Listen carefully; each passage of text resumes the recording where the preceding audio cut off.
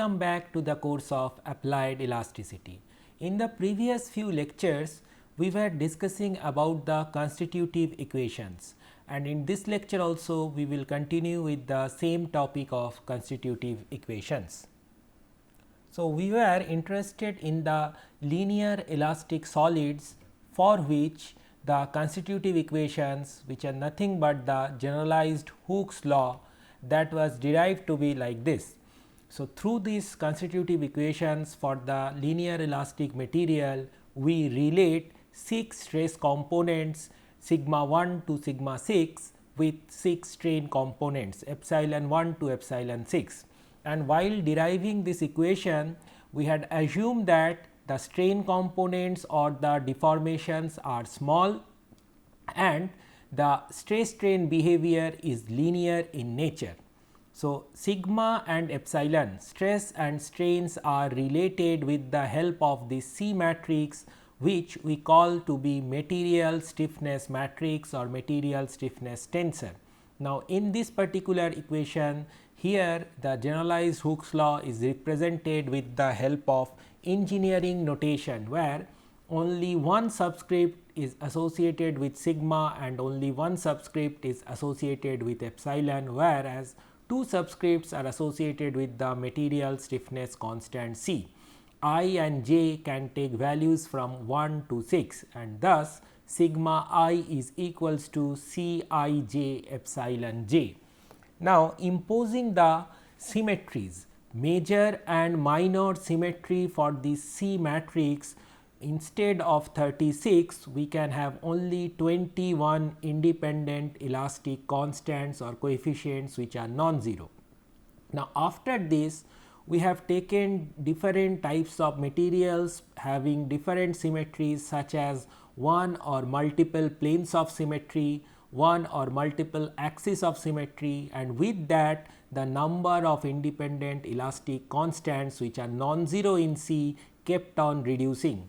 So, if you are choosing the monoclinic material which is having any one plane of symmetry, with respect to that plane of symmetry, if material properties are symmetric, then we call that material to be monoclinic material, and for such material the number of non-zero independent elastic constants comes down to 13 from 21. Further, instead of one plane of symmetry, if we impose 3 orthogonal planes of symmetry in the material, then that material is known as orthotropic material, for which the number of independent non-zero elastic constants comes down to 9 from 13. Now, after imposing the planes of symmetry, if you go for axis of symmetry, so for the material having one axis of symmetry or material being symmetric with respect to any arbitrary angle rotation with about that particular axis of symmetry, we call that material to be transversely isotropic material, and for that the number of independent elastic coefficients in C becomes 5. And instead of 1, if you impose any 3 mutually orthogonal axes to be axis of symmetry within a material, then that material is known as isotropic material, and thus number of independent elastic constants were shown to be only 2. So, starting from 81 components in C I j k L, the fourth order elastic stiffness tensor, first imposing major and minor symmetry and introducing the Voigt Kelvin notation, engineering notations, we had reduced the number of independent constant to 21, and by taking further symmetries of either plane of symmetry or axis of symmetry, we had reduced the number of independent elastic constants to be 2. That is the case for linear elastic isotropic homogeneous materials. Now, we are going to check the constitutive equation of isotropic material in the form involving two constants lambda and mu, which are known as Lamé constants. So, first, how is isotropic material defined? Isotropic material is a material in which at any point it is symmetric with respect to all possible orthogonal transformations. So, whatever orthogonal transformation we can think of at a material point with respect to any of those, if the material properties or material behavior is symmetric, then we call that material to be isotropic material. So, orthogonal transformation is characterized by Q, the orthogonal transformation tensor, and for any form of Q, if material is symmetric, then we call that material to be isotropic material. For isotropic material, the components of C, that is elastic stiffness tensor, are independent to the choice of coordinate system. So, components of C becomes frame invariant. It is independent to the choice of reference frame or E1, E2, E3 axis. Now, for such cases, any three orthogonal choice of E1, E2, E3 can act as three orthogonal axes of symmetry. So, whatever right handed orthogonal triad we choose, with that we can proceed with the conclusion that all those three chosen E1, E2, E3 are three axes of symmetry for the isotropic materials. Now, for the isotropic material, as C is independent to choice of reference frame, so C I j k L, component of C before transformation, should be equals to C prime I j k L, that is component of C after transformation, and this transformation is characterized by any Q. Q can have any form. Now, if we use the property of transformation or law of transformation for a fourth order tensor, as you know, C is a fourth order tensor involving 4 indices, 4 subscripts I, j, k, L, through which we are relating two second order tensors, stress tensor and strain tensor. So, following the transformation law for any fourth order tensor, we can write the right hand side C prime I j k L as Q I m Q j n Q k p Q L q into C prime m n p q, where this newly introduced m, n, p and q, small q, these are the 4 dummy indices on the right hand side, whereas I, j, k and L are the free indices which are appearing on all the terms of both the sides. Now, as it is a fourth order tensor, these can be related, these can be transformed from one frame to another frame with the help of 4 orthogonal transformation tensor components. So, 4 capital Q terms are appearing in this equation. Now, for such cases, C is known as an isotropic tensor of rank 4. Why isotropic tensor and why rank 4? As we have seen, it is having 4 indices C, I, j, k, L, it is a fourth order tensor, that is why we call it to be a rank 4 tensor, and isotropic tensors are defined as the tensor quantities whose components are same in all frames of reference. So, thus this property, as it is satisfied by C, we can call C to be one isotropic tensor, and this being a fourth order tensor, it is isotropic tensor of rank 4. Now, there are standard forms for mathematically expressing any isotropic tensor of rank 2, 3, 4 and more. So, we are going to look into the definition of isotropic tensor. The general form of any isotropic tensor which is of rank 2, the second order, is given like this. So, capital A I j is equals to lambda times delta I j. If any tensor of rank 2 can be expressed in this form, lambda times delta I j, where delta is the Kroneker's delta, then we call that tensor to be an isotropic tensor of rank 2. Similarly, if B is an isotropic tensor of rank 3 and we can express B I j k, the components of isotropic tensor of rank 3 in this fashion, that is lambda times small e I j k, then B is isotropic tensor of rank 3, and this right hand side small e I j k is nothing but the permutation symbol. Now, coming to the isotropic tensor of rank 4, C I j k L any general isotropic tensor of fourth order or rank 4 can be expressed like this: lambda times delta I j delta k l plus mu times delta I k delta j l plus kappa times delta I L delta j k. So, all these deltas are Kroneker's delta having different indices, and in 3 terms we are associating 3 different constants lambda, mu and kappa. Those are arbitrary constants associated with this fourth order isotropic tensor. So, this particular expression is valid for any fourth order isotropic tensor, not specifically for this material stiffness tensor. Now, we will try to impose the properties of the material stiffness tensor C, which we already know, in this form of fourth order, general form of fourth order isotropic tensor or isotropic tensor of rank 4. Now, in addition to being isotropic tensor of rank 4, C is also having the properties of major symmetry and minor symmetry, which we had discussed. So, how were these defined? Major symmetry and minor symmetry. C I j k l is equals to C k l I j. C I j k l should also be equals to C j I k l, and C I j k l is equals to C I j l k. These 3 are the mathematical description of major and minor symmetries of C or material stiffness matrix or material stiffness tensor. Now, the first one, C I j k l equals to C k l I j. This is the major symmetry condition. Now, for the isotropic tensor given by this particular equation, this particular major symmetry condition is automatically satisfied. So, we can check or verify that.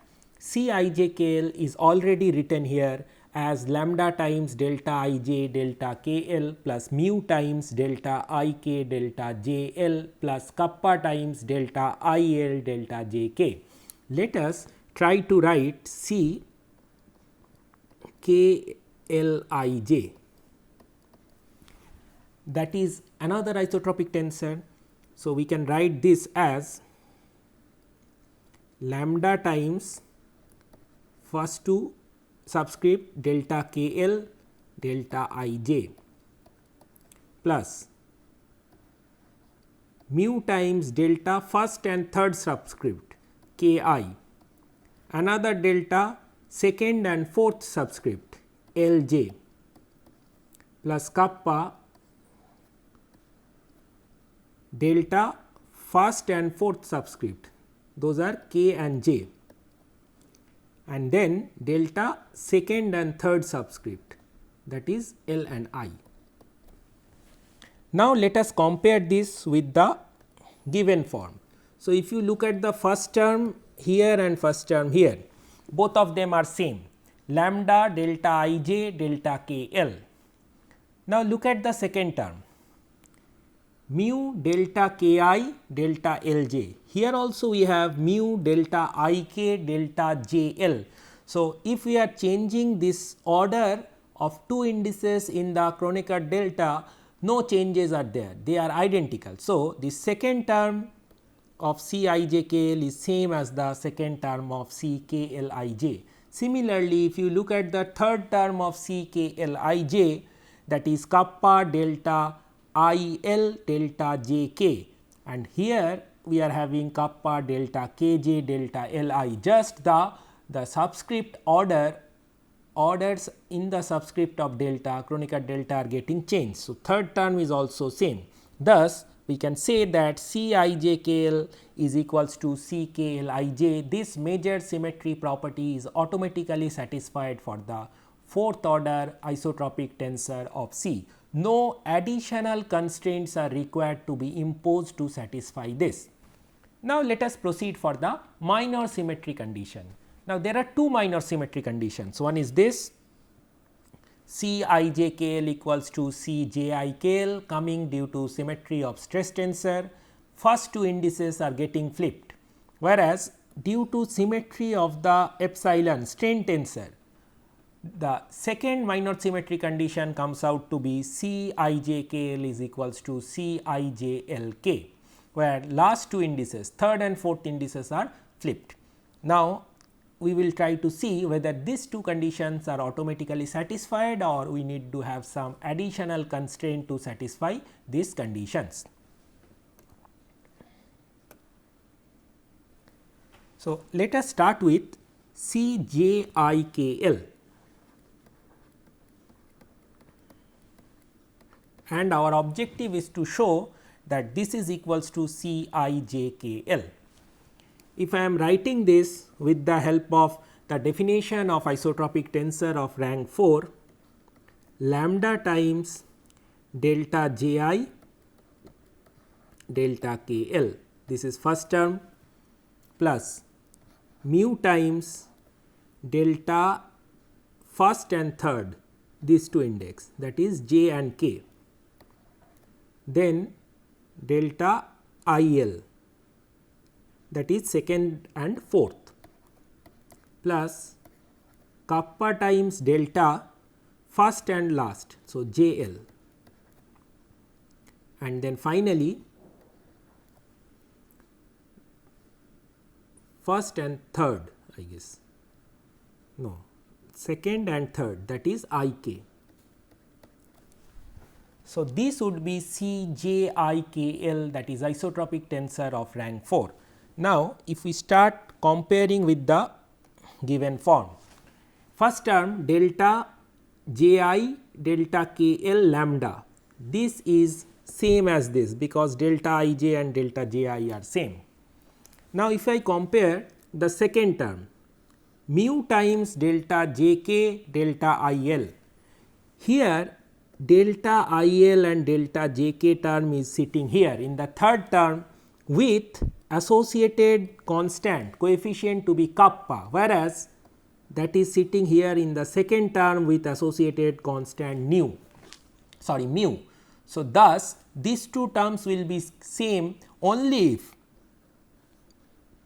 we have this additional condition of kappa equals to mu.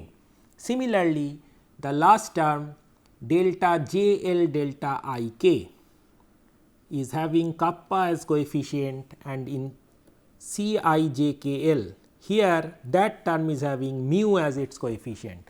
So, we need to have this additional constraint kappa equals to mu, and with that only we can satisfy all the minor symmetry condition. Here if you impose kappa equals to mu, then we will have C I j k l is equals to C j I k l.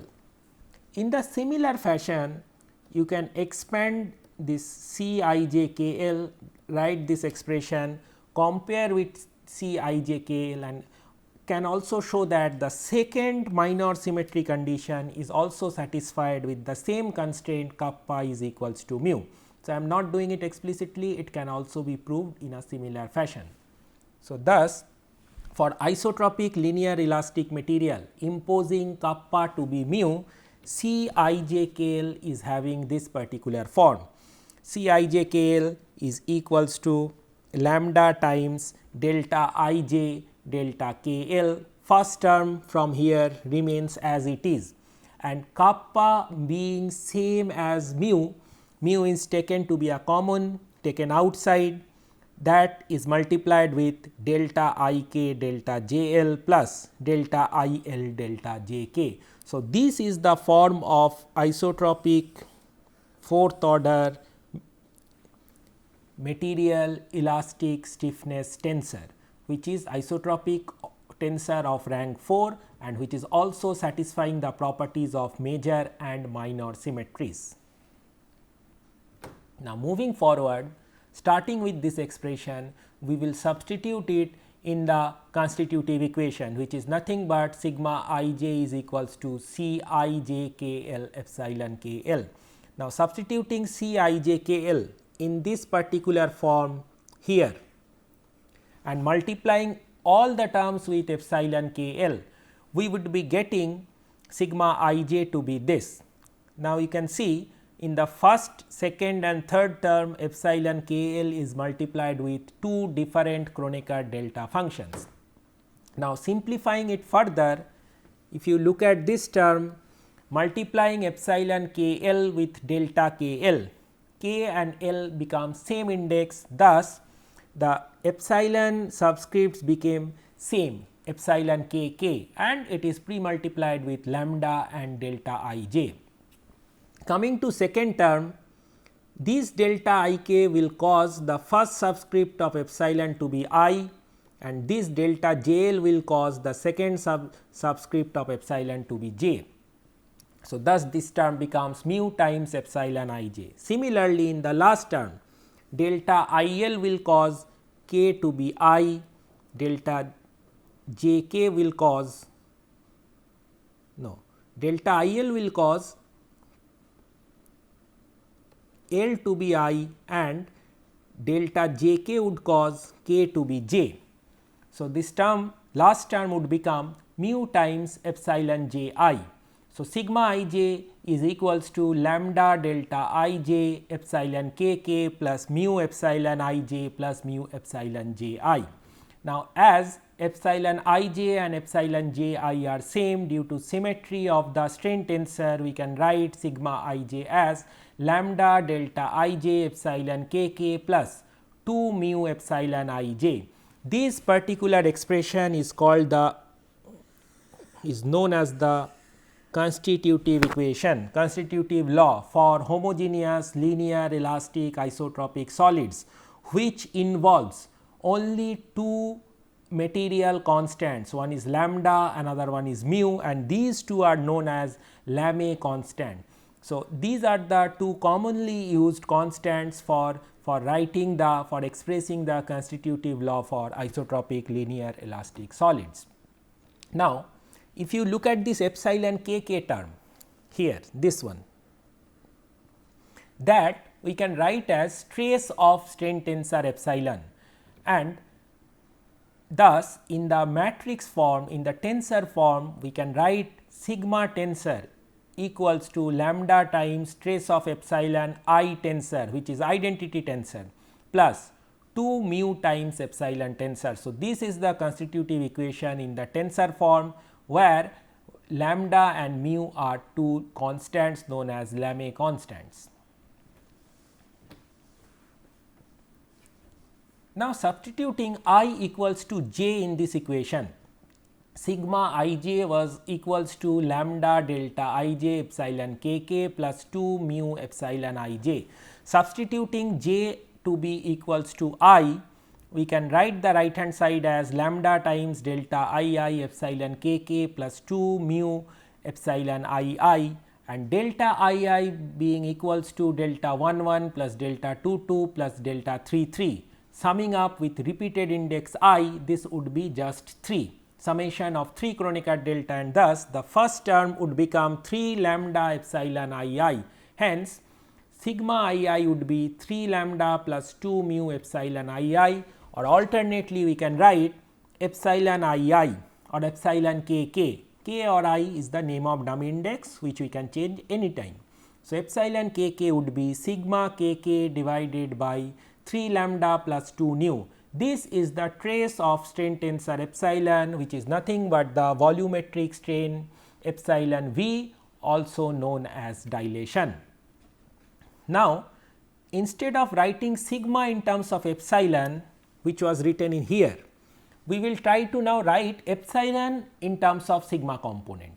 So, taking this epsilon last term on one side and sending rest of the terms in other side and dividing it by 2 mu, we can write epsilon I j as 1 by 2 mu times sigma I j minus lambda delta I j epsilon k k. Now, this term epsilon k k, whatever we got, that we will substitute here as sigma k k divided by 3 lambda plus 2 nu. So, substituting that here, epsilon I j can be written in this particular form, and in the matrix form, in the tensor form, this epsilon tensor, strain tensor, can be written as 1 by 2 mu times sigma stress tensor minus lambda by 3 lambda plus 2 mu trace of sigma, trace of stress tensor times I, identity tensor. So, this is the alternate form of constitutive law. This was the first form of constitutive equation for isotropic solid, where sigma is on the left hand side, and this is the alternate form of constitutive equation where epsilon, strain, is on the left hand side, strain is written as function of stress. Now, we will take 3 different case studies. The first case is the case of uniaxial tension. The constitutive equation is written here, where the strain epsilon I j is written in terms of sigma for the isotropic solid. Now, let us consider a case of uniaxial tension along E1 direction, for which the stress matrix, stress tensor would be like this: sigma 1 1 0 0 and zeros in all the locations of second and third row. Now, we will try to find out epsilon I j for this particular given stress tensor. So, for that this sigma k k term is required. So, sigma k k is trace of sigma summation of 3 diagonal terms, which is simply sigma 1 1 for the present problem. Thus, by using this epsilon I j relation with I equals to 1 and j equals to 1, we can obtain epsilon 1 1 as 1 by 2 mu times sigma 1 1 minus lambda by 3 lambda plus 2 mu sigma 1 1, and simplifying it further, it would be ending up as lambda plus nu sigma 1 1 by mu times 3 lambda plus 2 mu. Similarly, using I and j both to be 2 and then both to be 3, epsilon 2 2 and epsilon 3 3 can be obtained like this. So, sigma 2 2 and sigma 3 3, both of them are 0 here. As you can see, at this location we do not have any non-zero value of stress. So, while finding epsilon 2 2 or epsilon 3 3, the first term would come out to be 0, and simplifying it, we will be getting minus lambda sigma 1 1 divided by 2 mu times 3 lambda plus 2 mu, and it would be further simplified by using this expression as minus lambda times epsilon 1 1 divided by 2 times lambda plus mu, and all other rest of the shear strain components would come out to be 0. Thus, for this type of uniaxial loading, we are having 3 non-zero strain components, epsilon 1 1, 2 2 and 3 3, and as you know from the simple solid mechanics, epsilon 1 1 is sigma 1 1 by E, epsilon 2 2 and 3 3 lateral strains are minus nu epsilon 1 1. For the case of E being Young's modulus and nu being Poisson's ratio for uniaxial tension along direction 1. Now, comparing this epsilon 1 1 equation with this and this equation with this, we can write that E is equals to mu times 3 lambda plus 2 mu divided by lambda plus mu, and Poisson's ratio nu equals to lambda divided by 2 times lambda plus nu. So, with this we are able to relate 2 commonly available material constant, Poisson's ratio and Young's modulus, with the 2 Lamé constant lambda and mu. Now, proceeding to the second case study, that is case of simple shear. We are considering simple shear stress on x1 x2 plane. So, at 1 2 and 2 1 location we are having the simple shear stress tau present. Now, for this case, all the diagonal terms being 0, sigma k k would end up with 0. Now, we are interested to find out the shear strains, because for the shear stress problems the non-zero shear strain is supposed to be generated. We do not expect any normal strain. So, finding the only non-zero shear strain, which would be at this location 1 2 location, sigma 1 2, with the help of this equation, it would come out to be sigma 1 2 by 2 mu or tau by 2 mu. Other two shear strains, epsilon 1 3 and epsilon 2 3, would come out to be 0. Now, for this type of simple shear loading, we know that the tensorial shear strain epsilon 1 2 is tau by 2 g. The engineering shear strain gamma 1 2 is equals to tau by g, and by using the relation of tensorial and engineering shear strain, we can write epsilon 1 2 is tau by 2 g, where g is nothing but the shear modulus of rigidity of the material. Now, comparing this form of epsilon 1 2 and this form of epsilon 1 2, we can conclude that G is nothing but mu. So, one of the Lamé constant is nothing but the shear modulus of the material. And finally, coming to the last case of hydrostatic pressure loading, where all three diagonal terms are sigma and non-diagonal terms are 0, and normally sigma is having a negative magnitude for the hydrostatic pressure loading. So, here trace of sigma would be sigma kk equals to 3 times sigma summation of 3 diagonal terms, which are all sigma here. Now, for this type of loading, the volume is supposed to change, and the deformed and undeformed volume, these two quantities are related through a material property called bulk modulus, denoted by capital K. It is defined as K equals to hydrostatic pressure divided by volumetric strain. So, hydrostatic pressure acting on the system is nothing but sigma, and volumetric strain is nothing but epsilon V, which we can write as epsilon kk. The expression for that we had already achieved. So, K equals to sigma by epsilon V, and epsilon V being replaced as sigma kk divided by 3 lambda plus 2 mu, and using this we are writing sigma kk by 3 as our sigma. Hydrostatic pressure is sigma kk by 3, and cancelling sigma kk we can write K equals to lambda plus 2 by 3 mu. So, this is the relation between the bulk modulus and two Lamé constant lambda and mu. So, thus lambda and mu being Lamé constant, we had related all 4 material properties: Young's modulus E, Poisson ratio nu, shear modulus G and bulk modulus K with lambda and mu by considering those 3 simple case studies of uniaxial tension, simple planar shear and hydrostatic pressure loading. So, instead of this E, mu, G or K, we can use lambda and mu, two Lamé constant, for writing the constitutive equations for isotropic linear elastic solids. So, in this particular lecture we had discussed about the isotropic materials. We have written the general isotropic tensor equation of rank 4, introduced the concepts of two Lamé constant lambda and mu, and then obtained the relation between the Lamé constant and other commonly available material constants such as E, nu, K and G. Thank you.